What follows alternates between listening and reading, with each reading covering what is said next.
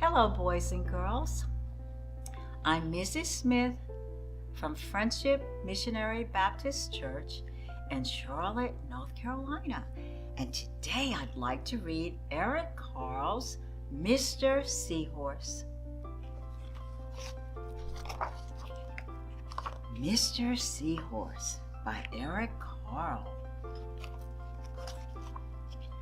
Mr. and Mrs. Seahorse drifted gently through the sea.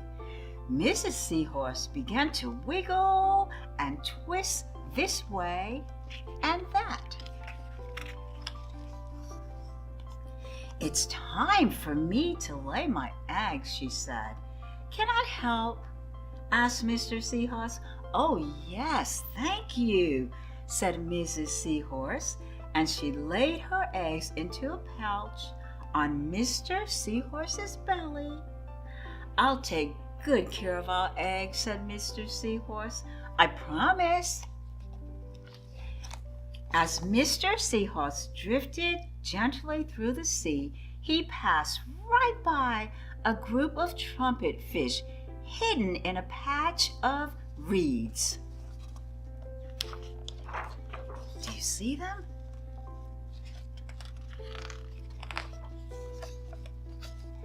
But before long, Mr. Seahorse met another fish. "How are you, Mr. Stickleback?" asked Mr. Seahorse. "Delighted," replied Mr. Stickleback. "I just built a nest, and right away Mrs. Stickleback laid her eggs into it. Now I'm taking good care of them until they hatch." "Keep up the good work," said Mr. Seahorse, and swam on his way.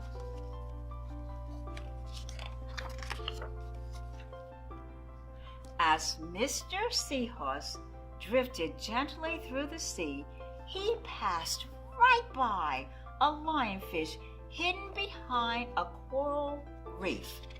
Can you see him?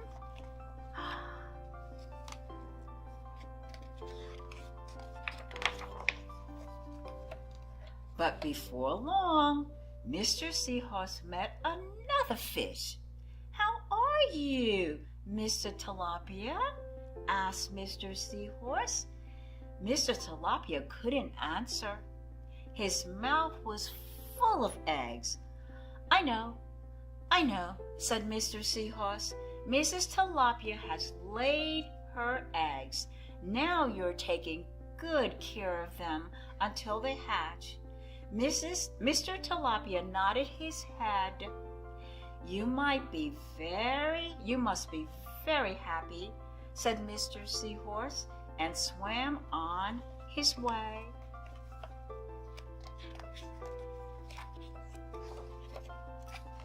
As Mr. Seahorse drifted gently through the sea, he passed right by several leaf fish hidden among the seaweeds. Can you see them?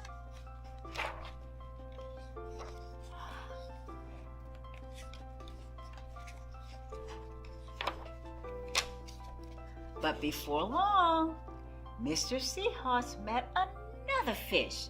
"How are you, Mr. Crustus?" asked Mr. Seahorse. "Perfectly fine," replied Mr. Crustus. "Mrs. Crustus laid her eggs, and I have stuck them all over my head. Now I'm taking good care of them until they hatch." "You're doing a good job," said Mr. Seahorse, and swam on his way. As Mr. Seahorse drifted through the sea, he passed right by a stonefish hidden behind a rock. Can you see him?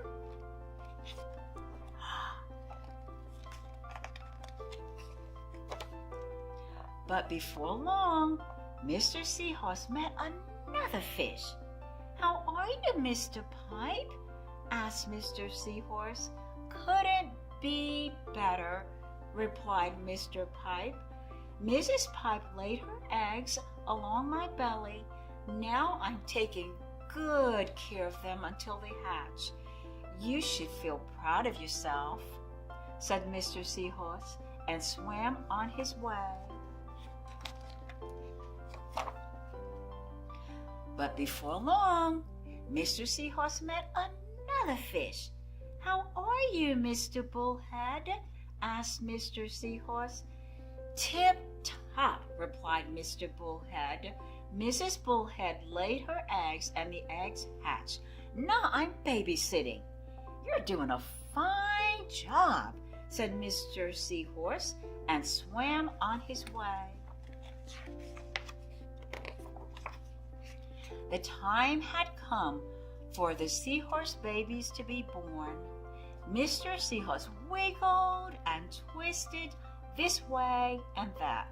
At last the babies tumbled from Mr. Seahorse's pouch and swam away. One baby turned around and tried to come back into the pouch.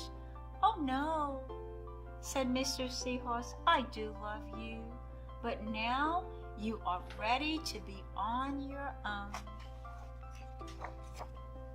And that's the story, the end of Eric Carle's Mr. Seahorse. I hope you enjoyed it. I'll see you next time. Bye-bye.